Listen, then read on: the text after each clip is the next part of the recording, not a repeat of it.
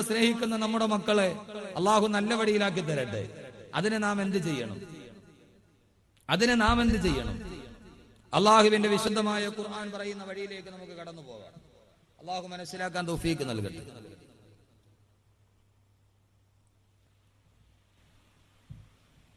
നമ്മുടെ മക്കൾ നന്നാകണം എന്ന തോന്നൽ നമുക്ക് എപ്പോഴാണ് ഉണ്ടാകേണ്ടത്?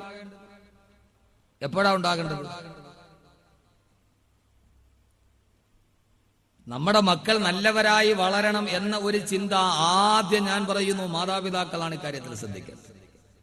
നിങ്ങൾ എന്നെ എന്ത് പറഞ്ഞാലും ശരി, ഞാൻ പറയാനുള്ള പറയും. നമ്മുടെ മക്കൾ നന്നാകാത്തതിന്റെ ഏറ്റവും പ്രധാനപ്പെട്ട 80% മാതാപിതാക്കൾ. നമ്മൾ ചെയ്യേണ്ടത് നമ്മൾ ചെയ്യുക. എന്തൊക്കെ നാം ചെയ്യണം, അതാണ് നമ്മുടെ ഇന്നത്തെ വിഷയം. ഖുർആൻ എന്ത് പറയുന്നു നോക്കാം. അല്ലാഹു തൗഫീഖ് നൽകട്ടെ. സഹോദരിമാരൊക്കെ കേട്ടിരിക്കും നന്നായിട്ട്. ഓരോ മാതാപിതാക്കളും കേട്ടിരിക്കും. നമ്മുടെ മക്കളോടുള്ള എല്ലാവർക്കും മക്കളോട് വലിയ സ്നേഹമാണ്. എല്ലാവരും മക്കളെ വളർത്തുന്നത് അവരിലൊരു പ്രതീക്ഷ കണ്ടിട്ടാണ്, അല്ലേ? അങ്ങനെയല്ലേ? അങ്ങനെയാണോ? അല്ലേ? അതെ, മക്കളെ വളർത്തുന്ന മക്കളോടുള്ള സ്നേഹം. ആദരവായ പ്രവാചകൻ പോലും മകൻ മരിച്ചപ്പോൾ കരഞ്ഞുപോയി എന്നാണ്. മരിച്ചപ്പോൾ കരഞ്ഞുപോയി എന്നാണ്. മഹാഭാരതത്തിലെ കൗരവർ എന്ന് പറയുന്ന ഒരു വിഭാഗം ലോകത്തിൽ മക്കളുടെ കാര്യത്തിൽ ഏറ്റവും കൂടുതൽ ദുഃഖിച്ചത് എനിക്ക് തോന്നുന്നു ധൃതരാഷ്ട്രരാണ്. കാരണം സ്വന്തം മക്കൾക്ക് ദൂ ചേർത്ത് പേരിടേണ്ടി വന്ന ചരിത്രത്തിലെ ഏകപിതാവ് ധൃതരാഷ്ട്രരാണ്. ദുര്യോധനൻ, ദുശാസനൻ. ദൂ എന്ന് ചേർത്താൽ തന്നെ ദുർഭാഗ്യത്തിന്റെയും ദുർമാർഗത്തിന്റേതുമാണ്, അല്ലേ? ദൗർഭാഗ്യശാലി, ദുർമാർഗി എന്ന് പറയും പോലെ തനിക്കുണ്ടായ 101 മക്കൾക്കും ദൂ ചേർത്ത് പേരിടേണ്ടി വന്ന ചരിത്രത്തിലെ ഏകപിതാവ് ധൃതരാഷ്ട്രരാണ്. എങ്കിലും ആ പുത്രരോടുള്ള വല്ലാത്ത സ്നേഹമാണ് ധൃതരാഷ്ട്രരെ അന്ധനാക്കി മാറ്റിയത്. നമ്മൾ പറയുന്നത് ധൃതരാഷ്ട്രാലിംഗനം എന്ന് പറയുന്ന മാതിരി തന്റെ മക്കളോടുള്ള അദമ്യമായ സ്നേഹമാണ് സഹോദര മക്കളായ പാണ്ഡവരെ വനവാസത്തിൽ വിടാൻ ധൃതരാഷ്ട്രരെ പ്രേരിപ്പിച്ചത്. എന്നിട്ട് പോലും ആ മക്കളെ ഇത്രയേറെ സ്നേഹിച്ച ധൃതരാഷ്ട്രർ രാമന് വനവാസത്തിന് പോകേണ്ടി വന്നത് കൈകേയിയുടെ പുത്രനോടുള്ള സ്നേഹം കാരണത്താലാണ്. സ്വന്തം പുത്രനായ ഭരതന് രാമരാജ്യം കൊടുക്കണമെന്ന ആഗ്രഹത്താൽ കൈകേയിയുടെ ഭർത്താവായ പേരെന്തുവാ, രാമന്റെ അച്ഛന്റെ പേരെന്തുവാ, ദശരഥ മഹാരാജാവ്. അത് തന്നെ, ദശരഥ മഹാരാജാവ് കൈകേയിയുടെ യുദ്ധത്തിന് പോയപ്പോ തേരിന്റെ ചക്രം താന്നുപോയി. ചക്രം ഉയർത്താൻ സഹായിച്ചപ്പോൾ കൈകേയി ചോദിച്ചു, ഞാനൊരു സമയത്തൊരു വരം ചോദിച്ചു നിങ്ങൾ തരണം. ആ അടിസ്ഥാനത്തിൽ ദശരഥ മഹാരാജാവ് പറഞ്ഞു, നീ ആവശ്യമുള്ളപ്പോ ചോദിച്ചോ, ഞാൻ തന്നേക്കാം. രാമനെ അയോധ്യയുടെ രാജാവാക്കുന്ന കിരീടധാരണത്തിന്റെ അന്ന് പുത്രസ്നേഹം മനസ്സിൽ വീർപ്പുമുട്ടിയ കൈകേയി എന്ന മാതാവ് പറഞ്ഞു, രാമനെ ആക്കിയാ പോരാ, എന്റെ മകനായ ഭരതനെ ആക്കണം. സ്വന്തം പുത്രനോടുള്ള വല്ലാത്ത സ്നേഹമായിരുന്നു രാമനെ വനവാസത്തിന് വേണ്ടി പോകാൻ പ്രേരിപ്പിക്കപ്പെട്ടത്. എന്റെ പ്രിയപ്പെട്ട സഹോദരങ്ങളെ, ലോകത്ത് മക്കൾക്ക് വേണ്ടി തന്റെ മകനായ അർജുനൻ യുദ്ധത്തിൽ ജയിക്കണമെന്ന ഏറ്റവും വലിയ ആഗ്രഹമായിരുന്നു മഹാവിഷ്ണുവിനെ യാചക വേഷം കെട്ടി, ദേവേന്ദ്രനെ യാചക വേഷം വെട്ടി കർണന്റെ കവചകുണ്ടലങ്ങൾ ഇരന്നു വാങ്ങാൻ പ്രേരിപ്പിച്ചത് മകനായ അർജുനനോടുള്ള വല്ലാത്ത സ്നേഹമായിരുന്നു. കർണനും അർജുനനും തമ്മിൽ ഏറ്റുമുട്ടിയാൽ അർജുനൻ ജയിക്കില്ല. കാരണം കർണന്റെ കാതുകളിൽ 2 കവചകുണ്ടലങ്ങൾ ഉള്ളിടത്തോളം കാലം കർണനെ തോൽപ്പിക്കാൻ കഴിയില്ല. അവസാനം സാക്ഷാൽ ദേവേന്ദ്രൻ എന്തു ചെയ്തു എന്നറിയുമോ? യാചകന്റെ വേഷം കെട്ടി കർണന്റെ മുമ്പിൽ പോയി കവചകുണ്ടലങ്ങൾ എരന്നു വാങ്ങി തന്റെ മകനെ ജയിക്കാൻ വേണ്ടി സഹായിച്ചു. മഹാഭാരതത്തിൽ മക്കളോടുള്ള കഥ. ദ്രോണൻ എന്ന് പറയുന്ന ഏറ്റവും വലിയ സായുധശാലി ഉണ്ടായിരുന്നു. ദ്രോണൻ യുദ്ധം ചെയ്തുകൊണ്ട് നീങ്ങുമ്പോ ദ്രോണരെ തളയ്ക്കാൻ ഒരു മാർഗവും കാണാതെ ദ്രോണർക്കൊരു മകനുണ്ട്, അശ്വത്ഥാമാവ് മരിച്ചു എന്ന് പറഞ്ഞാൽ പുത്രനോടുള്ള സ്നേഹം കാരണത്താൽ ദ്രോണര് തളർന്ന് താഴെയിരിക്കുന്ന ദ്രോണരെ വധിക്കാൻ എളുപ്പമാണ് എന്ന് പറഞ്ഞ അവർ വിളിച്ചു പറഞ്ഞു, അശ്വത്ഥാമാവ് കൊല്ലപ്പെട്ടു എന്ന് വിളിച്ചു പറഞ്ഞപ്പോൾ മകൻ മരിച്ചു എന്ന് തളർന്നിരുന്ന ദ്രോണരെയാണ് അർജുനൻ അമ്പെയ്തു കൊന്നത് എന്ന് മഹാഭാരതം. ലോകത്തെവിടെ നോക്കിയാലും പുത്രസ്നേഹത്തിന്റെ 1000 ശേഷിപ്പുകൾ നാം കാണുമ്പോൾ എന്റെ പ്രിയപ്പെട്ട ചെറുപ്പക്കാരോട്, എന്റെ ശബ്ദം കേൾക്കാനെത്തിയ എന്റെ പ്രിയപ്പെട്ട യുവാക്കള് ധാരാളമുള്ള ഈ സദസ്സിൽ ഞാൻ ഓർമ്മിപ്പിക്കുകയാണ്, നമ്മുടെ മക്കൾ നല്ലവരായി വളരണമെങ്കിൽ ആ ചിന്ത നമുക്കെപ്പോഴുണ്ടാകും. എപ്പോഴാ ഉണ്ടാകണ്ടേ? നമുക്ക് സാധാരണ അള്ളാഹുവേ എന്റെ മകൻ നന്നാവണമെന്ന് തോന്നണം എപ്പോഴാ? 10-20 വയസ്സായി അവനൊരു സന്ധ്യയായപ്പോ 2 കോട്ടറൊക്കെ അടിച്ച് പയ്യെ 2 കാലി വന്ന് ഇങ്ങനെ ആടി വന്നിട്ട് ഉമ്മാന്ന് വിളിച്ചപ്പോഴാണ് കൂടുതൽ ഉമ്മാക്ക്. നമ്മുടെ മകൻ വഴിതെറ്റിപ്പോയി നമ്മൾ ഇവൻ ഒരു 8 ക്വാർട്ടറൊക്കെ അടിച്ച് പയ്യെ വന്ന് ഉമ്മാന്ന് വിളിച്ചപ്പോൾ പതിവില്ലാത്ത പോലെ ഉമ്മാക്കൊരു 3-4 മാ കൂടുതൽ. അങ്ങനെ എന്നാ പടച്ചവനെ ഇവൻ ഇങ്ങനെ ആയി പോയല്ലോ അള്ളാഹു, ഇവൻ വഴിതെറ്റിപ്പോയല്ലോ പടച്ചവനെ, ഇനിയിപ്പോ ഇവൻ എങ്ങനെ നന്നാക്കും? ഏതായാലും കബീർ മുസ്ലിയാർ കണ്ടംകുളത്തിൽ എന്തോ കണ്ടംകുളത്തിൽ ഏഹിയല്ലോ, ആ കണ്ടംകുളത്ത് വാതിന് വരുന്നുണ്ട്, ഉസ്താദെ ഒരു 100 രൂപ എന്റെ മോനൊന്ന് നന്നാവാൻ വേണ്ടി ദുആ ചെയ്യണം. നമുക്ക് ഏറ്റവും അവസാനം മക്കളെ കുറിച്ച് ചിന്ത വരുന്നത് എപ്പോഴാ? അവരെല്ലാവരും ലോകത്ത് അവരുടെ വഴിതെറ്റി മാറുമ്പോ ഇനി ഇവൻ എന്ത് ചെയ്യുമെന്ന് ആലോചിച്ചിരിക്കുന്നവർ അല്ല സഹോദരങ്ങളെ. അള്ളാഹുവിന്റെ വിശുദ്ധമായ ഖുർആൻ പറയുന്നത് കേൾക്കുക. നിന്റെ മക്കൾ നല്ലവരായി വളരണമെങ്കിൽ അവർ ദുസ്വഭാവികളാകാതെ നീ ആഗ്രഹിച്ചതുപോലെ വരണമെങ്കിൽ അള്ളാഹുവിന്റെ ഖുർആൻ പറയുന്നത് കേൾക്കുക. അള്ളാഹു പറയുന്നു ഹുവല്ലദീ ഖലഖ ലക്കും മിൻ നഫ്സിൻ വാഹിദ വജഅല മിൻഹാ സൗജഹാ ലിയസ്കുന ഇലൈഹാ. അല്ലാഹു പറയുകയാണ് മക്കളെ കുറിച്ച്.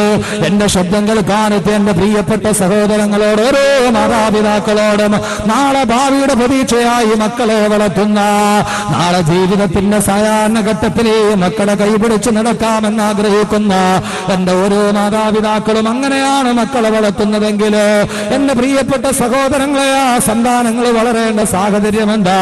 അള്ളാഹുവിന്റെ വിശുദ്ധ ഖുർആൻ മക്കളെ വളർത്തേണ്ട കാര്യം പറയുമ്പോ അള്ളാഹു ആദ്യം പറയുന്നത് എന്താണെന്നറിയുമോ? ഹുവല്ലദീ, അള്ളാഹു ആണെന്ന് നിങ്ങൾക്കറിയുമോ? ഖലഖകും മിൻ നഫ്സിൻ വാഹിദ, അള്ളാഹുവാണ് ഒരൊറ്റ ശരീരത്തിൽ നിന്ന് നിങ്ങളെ സൃഷ്ടിച്ചത്. ഒരാണിൽ നിന്നും ഒരു പെണ്ണിൽ നിന്നുമാണ് അള്ളാഹു നിങ്ങളെ സൃഷ്ടിച്ചത്. അള്ളാഹു ഒരു മനുഷ്യന്റെ തുടക്കം മുതൽ ഖുർആന്റെ ഒറ്റായത്തിൽ പറയുകയാ, ഒരു മാതാവിന്റെയും ഒരു പിതാവിന്റെയും മകനായിട്ട് നീ ഭൂലോകത്ത് വന്നതാ. അവിടെ നിന്ന് നീ നേരെ ജീവിതം തുടങ്ങുമ്പോ അള്ളാഹു പറയുന്നു നീ ഒറ്റയ്ക്ക് ജീവിക്കുകയാണ്. നിന്റെ ബാല്യം കഴിഞ്ഞു, കൗമാരം കഴിഞ്ഞ് നിന്റെ യുവത്വം എത്തുമ്പോ അള്ളാഹു പറയുന്നു മോനെ നീ ഒറ്റയ്ക്ക് ജീവിച്ചാൽ പോരാ, ഈ ജീവിതത്തിൽ നീ ഒറ്റയ്ക്ക് നടന്നാൽ പോരാ. അള്ള പറയുന്നു ഓരോ പുരുഷനും ഒരു ഇണയുണ്ടാകണം, ഓരോ പെണ്ണിനും ഒരു തുണയുണ്ടാകണം. അല്ല പറയുന്നു വജഅല മിൻഹാ സൗദഹാ വജഅല മിൻഹാ സൗദഹാ. അല്ല പറയുകയാണ് ഓ മനുഷ്യ, നിനക്ക് ഞാൻ വിവാഹത്തിന് വേണ്ടി ഒരു ഇണയെയും തെരഞ്ഞെടുത്തു തരികയാ. എന്റെ ശബ്ദ സേവിക്കാൻ ഇവിടെ തടിച്ചുകൂടി എന്റെ പ്രിയപ്പെട്ട സഹോദരങ്ങളോട്, ആരുടെയെങ്കിലും മക്കളുടെ ദുസ്വഭാവം കാരണത്താൽ നിങ്ങൾ ബുദ്ധിമുട്ടുന്നുണ്ടോ? ആരുടെയെങ്കിലും മനസ്സിലെ മക്കളെ ഏറ്റവും വലിയ കണ്ണീരായി പടർന്നു കയറുന്നുവോ? ആ സമയത്ത് നിങ്ങൾ ഓർക്കുക, നിങ്ങളുടെ നിക്കാഹ് എവിടെ വെച്ചാണ് നടന്നത്? നിങ്ങളുടെ വിവാഹം എവിടെ വെച്ചാണ് നടന്നത്? ഓ വിവാഹം നടന്ന സ്ഥലമെന്നോർത്ത് നോക്കുക. എന്റെ പ്രിയപ്പെട്ട സഹോദരങ്ങളെ, ഞാൻ പറയുന്നത് അള്ളാഹുവിന്റെ വാക്കുകളാണ്. ഈ മനുഷ്യനെ സൃഷ്ടിച്ച അവനെ ജീവിതത്തിന്റെ സന്മാർഗത്തിന്റെ പാന്താവ് തുറന്നു തന്ന അള്ളാഹു അടുത്തതായി മക്കളെ പറയുന്നതിന് മുമ്പ് അള്ളാഹു ആദ്യം പറയുന്നത് എന്താണെന്നറിയുമോ? കല്യാണത്തെ കുറിച്ചാണ്, നിക്കാഹിനെ കുറിച്ചാ. അല്ല പറയുന്നത് എന്താണെന്നറിയുമോ? വജഅല മിൻഹാ സൗദഹാ. ഓ മനുഷ്യ, നിനക്ക് ഞാനൊരു ഇണ തന്നില്ലയോ എന്ന് പറഞ്ഞാൽ അതിന്റെ അർത്ഥം എന്താണെന്നറിയുമോ? നമ്മുടെ മക്കളെ കുറിച്ചുള്ള ചിന്താ പ്രസവം മുതൽ തുടങ്ങിയാ പോരാ, നിന്റെ ഭാര്യ ഗർഭിണിയാകുമ്പോൾ തുടങ്ങിയാ പോരാ, നിന്റെ സന്താനങ്ങൾ നന്നാകണമെന്ന ആഗ്രഹം നിന്റെ നിക്കാഹ് നടക്കുന്ന ആ സമയം മുതൽ ഉണ്ടാകണമെന്ന് അള്ളാന്റെ വിശുദ്ധ ഖുർആൻ എന്നല്ലേ ഈ ആയത്തിന്റെ അർത്ഥം സഹോദര. അള്ളാഹു അടുത്തത് മക്കളെ കുറിച്ചാണ് പറയുന്നത്. ആ മക്കൾക്ക് വേണ്ടി ചെയ്യേണ്ട കാര്യങ്ങളാണ് പറയുന്നത്. അതിനു മുമ്പ് ആദ്യം അള്ളാഹു പറയുന്നത് എന്താ? വിവാഹം എന്ന് പറഞ്ഞാൽ ഇതൊരു കളിതമാശയല്ല, നിക്കാഹ് എന്ന് പറഞ്ഞാൽ ഇതൊരു ചടങ്ങ് മാത്രമല്ല, എവിടെയെങ്കിലും നടക്കുന്ന ആഭാസം മാത്രമല്ല. അങ്ങനെയാണല്ലോ ിയത്. അള്ള പറയുന്നു നിക്കാഹ് എന്ന് പറയുന്നത് ഒരു തലമുറയുടെ തുടക്കമാണ്. നിനക്ക് കുഞ്ഞുങ്ങൾ ഉണ്ടാകുന്നതിന്റെ തുടക്കമാണ് നിന്റെ വിവാഹം. ആ വിവാഹം പവിത്രമാകണേ, ആ വിവാഹം പവിത്രമായ സ്ഥലത്ത് വെച്ചാകണേ, ആ വിവാഹം നീ നല്ല രീതിയിൽ നടത്തണേ എന്ന് അള്ളാന്റെ വിശുദ്ധ ഖുർആൻ. എന്ന് പറഞ്ഞാൽ അതിന്റെ അർത്ഥം എന്താ? അള്ളാഹുവിന്റെ റസൂല് വിവാഹത്തിന്റെ കാര്യത്തിൽ രണ്ട് കാര്യമാണ് ശ്രദ്ധിക്കാൻ പറഞ്ഞത്. ഒന്ന്,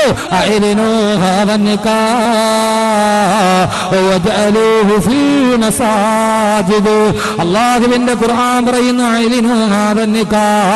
ഈ നിക്കാഹിനെ നിങ്ങൾ പരസ്യമായിട്ട് നടത്തണേ. നിന്റെ ഓരോരുത്തരുടെയും നിക്കാഹ് നീ പള്ളിയിൽ വെച്ച് നടത്തണേ എന്ന് നബി മുഹമ്മദ് വിവാഹ ചന്തയിലോ മാത്സര്യ ബുദ്ധിയോടെ കോടികളെറിഞ്ഞ് പകട് കളിക്കുന്ന സമുദായത്തിന്റെ നടുവില് എല്ലാവരും നിക്കാഹ് നടത്തുന്നത് ഇവിടെ വെച്ചാ. ചിലർ ഓഡിറ്റോറിയത്തിൽ വെച്ച് നടത്താറുണ്ട്, ചിലർ സിനിമാ കോട്ടയിൽ വെച്ച് നടത്താറുണ്ട്.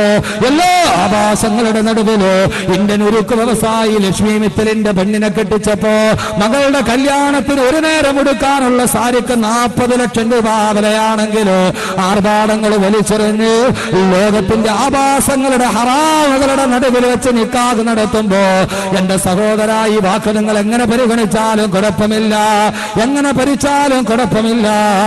അള്ളാഹുവിന്റെ പ്രവാചകൻ പറയുകയാ, ഒരു നിക്കാഹ് എന്ന് പറഞ്ഞാൽ ഒരു മനുഷ്യന്റെ ജീവിതത്തില്, ഒരു പുരുഷന്റെ ഒരു പെണ്ണിന്റെ ജീവിതത്തിന്റെ വഴിത്തിരിവാണ്, അവന്റെ ജീവിതത്തിന്റെ പ്രധാന കർമ്മമാണ്. ഓ കർമ്മം നീ പള്ളിയിൽ വെച്ച് നടത്തണേ. കാരണം ലോകത്തിലെ ആദ്യത്തെ നിക്കാഹ് നടന്നത് സ്വർഗത്തിൽ വെച്ചാ. ആദം നബിയെയും ഹവ്വാ ബീവിയുടെയും നിക്കാഹ് അല്ലാഹു നടത്തിയത് സ്വർഗത്തിൽ വെച്ചാണ്. അതുകൊണ്ട് നിക്കാഹ് സ്വർഗത്തിൽ വെച്ച് നടത്തപ്പെടേണ്ടതാ. ഓരോ നിക്കാഹും ഈ ഭൂമിയിലെ സ്വർഗത്തിൽ വെച്ച് നടത്തപ്പെടട്ടെ എന്ന് അല്ലാഹുവിന്റെ വിശുദ്ധ ഖുർആൻ. മക്കളെ കുറിച്ച് പറയുന്നതിന് മുമ്പ് അള്ളാഹ് പറയുന്നത് എന്തിനെ കുറിച്ചാ? നിക്കാഹിനെ കുറിച്ചാ. അതുകൊണ്ട് മക്കൾ നന്നാവണമെങ്കിൽ ആദ്യം നിക്കാഹ് നല്ലെടുത്ത് വെച്ച് നടത്തണം. നമ്മൾ എവിടെ വെച്ചാ കല്യാണം നടത്തണേ?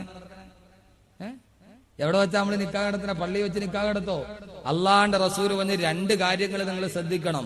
ഒന്ന്, ഐലിനു ഹാദ നിക്കാഹ്, നിക്കാഹ് പരസ്യമായിട്ട് നടത്തണം, രഹസ്യമായ കല്യാണം പാടില്ല.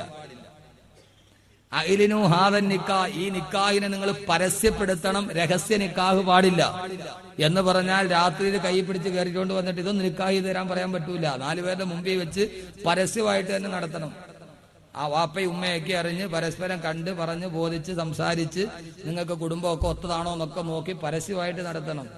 അല്ലാതെ ചുമ്മാ മിസ് കോൾ അടിച്ചിട്ട് നീ അവിടെ 10 മണിക്ക് ബസ് സ്റ്റാൻഡിൽ നിന്നേരം ഞാൻ വരാം, നമുക്ക് രണ്ടുപേരും കൂടെ തെങ്കാശിക്ക് പോകാന്ന് പറഞ്ഞാൽ അഡ്ജസ്റ്റ്മെന്റ് നിക്കാഹ് ശരിയാവൂല. ഒന്ന്, നിക്കാഹ് പരസ്യമായിട്ട് നടത്തണം. രണ്ടാമത്തേത് നിക്കാഹ് പള്ളിയിൽ വെച്ച് നടത്തണം. എന്റെ പ്രിയപ്പെട്ട ചെറുപ്പക്കാർ ഒത്തിരി ഉണ്ടല്ലോ. എന്റെ പ്രിയപ്പെട്ട സഹോദരങ്ങളെ, ഞാനൊന്ന് ചോദിക്കട്ടെ, ഹൈന്ദവരുടെ കല്യാണം നടക്കണം എവിടെ വെച്ചാ? എവിടെ വെച്ചാ? അമ്പലത്തിൽ. ക്രിസ്ത്യാനിയുടെ കല്യാണം നടക്കണം എവിടെ വെച്ചാ? പള്ളിയിൽ. മേത്തന്റെ കല്യാണം എവിടെ വെച്ചാ? സിനിമാ കോട്ടയിൽ. ഹൈന്ദവരുടെ കല്യാണം അമ്പലത്തിൽ വെച്ച്, ക്രൈസ്തവ സഹോദരങ്ങളുടെ കല്യാണം പള്ളിമേടയില് വികാരിയുടെ സാന്നിധ്യത്തില്. നമ്മുടെ കല്യാണം മുയിലാരും വേണ്ട, മുക്രിയും വേണ്ട, അവരെ വിളിച്ചു വലിച്ച് എവിടെയെങ്കിലും കൊണ്ടുപോയി ഓഡിറ്റോറിയത്തിൽ വെച്ച്. നീ ആരെയാ സഹോദരങ്ങളെ പിൻപറ്റുന്നത്? ഇത് പറയുമ്പോ ആർക്കും ഇഷ്ടപ്പെടൂല. ആ ഓഡിറ്റോറിയത്തിൽ കയറിയിട്ട് സർവ്വ ഹറാമം നടന്നു. ഓഡിറ്റോറിയത്തിന്റെ ഫ്രണ്ട് നേരെ നോക്കിയാൽ നമ്മളവർക്ക് ഏതോ രാഷ്ട്രീയ പാർട്ടിയുടെ വനിതാ സമ്മേളനം നടക്കുകയാണ്. ഓഡിറ്റോറിയം നിറച്ച പെണ്ണുങ്ങള്, പുരുഷന്മാര് 4-1 കാണുള്ളൂ. അവിടെ വെച്ച് നിക്കാഹ് എന്ന് പറയുന്നത് ആദ്യമായിട്ട് നടന്ന സ്വർഗത്തിൽ വെച്ചല്ലേ? അവിടെ വെച്ചല്ലേ നടത്തേണ്ടത്? ഹൈന്ദവര് നടത്തുന്ന അവിടെ വെച്ചാ? അമ്പലത്തവിടെ വെച്ചല്ലേ താലി കെട്ടുള്ളൂ. നമ്മളോ? അള്ളാന്റെ റസൂൽ പറഞ്ഞ നീ പള്ളിയിൽ വെച്ച് നടത്ത്.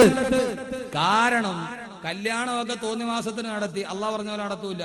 എല്ലാം തോന്നിവാസത്തിന് നടത്തി. അവസാനം അരീക്കൂടെ ഉണ്ടായ കൊച്ചു തലയിരിഞ്ഞു പോകുമ്പോ അള്ളാഹു നീ നന്നാക്കി തവടച്ചോനെ. അള്ളാഹ് നന്നാക്കാതിരിക്കുക?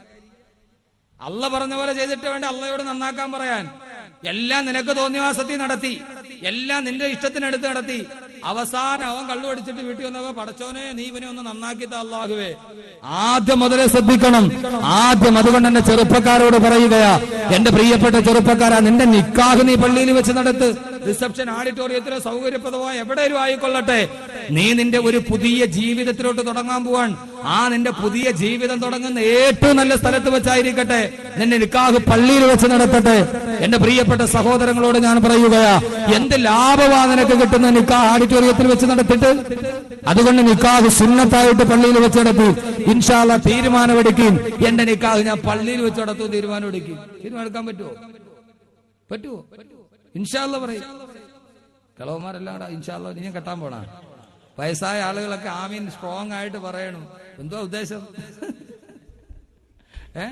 ഇനിയിപ്പോ ഏതായാലും പ്രിയപ്പെട്ട സഹോദരങ്ങളെ, അള്ളാഹു സുബ്ഹാനഹു വ തആല ഖൈറ് നൽകി അനുഗ്രഹിക്കുമാറാകട്ടെ. നമ്മുടെ കുടുംബത്തിൽ അള്ളാഹു സമാധാനം നൽകട്ടെ. എന്റെ പ്രിയപ്പെട്ട സഹോദരങ്ങൾ, എന്റെ ചെറുപ്പക്കാരുണ്ട് ഇവിടെ, നിങ്ങൾ ധൈര്യമായിട്ട് പറയും. എത്രയോ മാതാപിതാക്കളുണ്ട്, നിങ്ങൾ പറയും പുതിയാപ്പിള പെണ്ണ് കാണാൻ വേണ്ടി വരുമ്പം എല്ലാം ഓക്കെയാണ്, ഞങ്ങൾക്കൊരു ഡിമാൻഡ് ഉണ്ട്. എന്താണ് ഡിമാൻഡ്? നിക്കാഹ് പള്ളിയിൽ വെച്ച് നടത്തുന്നത്. ഏതെങ്കിലും ഒരു ഉമ്മ പറയാൻ തയ്യാറുണ്ടോ? മാതാപിതാക്കൾ പറയും, ചെറുപ്പക്കാര് പറയും, ഇൻഷാ അല്ലാഹ് കല്യാണമൊക്കെ റെഡിയായി, എനിക്ക് എന്റെ നിക്കാഹ് പള്ളിയിൽ വെച്ച് നടത്തും. നിക്കാഹ് എന്ന കർമ്മം പള്ളിയിൽ വെച്ച് നടത്തി, ബാക്കി റിസപ്ഷനും മറ്റുമൊക്കെ ഓഡിറ്റോറിയങ്ങളായിക്കൊള്ളട്ടെ. ഇൻഷാ അല്ലാഹ് തയ്യാറല്ലേ? വളരുന്ന മക്കള്